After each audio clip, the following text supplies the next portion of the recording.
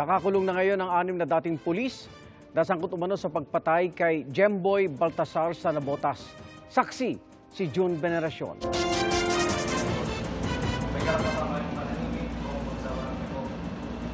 Sa mismong araw na inilabas ng korte ang warrant of arrest, sumuko din ang 6 na dismissed na pulis na Navotas na sangkot umano sa pagpatay sa menor de edad na si Jemboy Baltasar sa Provincial Field Unit ng PNP CIDG sa probinsya ng Quezon.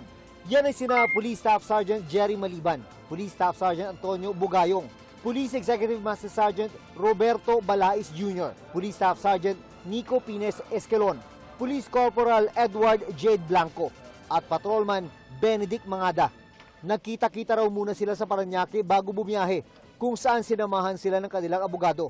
Yung isa po doon sa mga accused po ay may malapit pong kaanak na kilala po yung isang pulis po natin doon na naka-assign po sa CIDG Provincial Field Unit po sa Lucena, Quezon. So minakapat po nila doon na sumuko. This is a welcome development sa ating lahat. Hindi na tayo pinahirapan pa maghanap, bagkus kusang loob silang sumuko at nagpasailalim sa ating prosesong legal.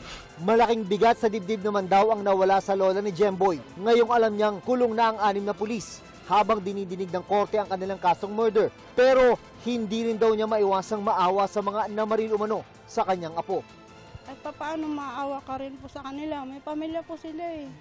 Kaya lang, hindi naman natin inaasahan na umantong sa ganyan na pagkakamali nila. Pansamantalang mananatili sa jail facility ng PNP CIDG sa probinsya ng Quezon ang 6 na akusadong pulis habang hindi pa naglalabas ng commitment order ang korte kung saan sila dapat makulong.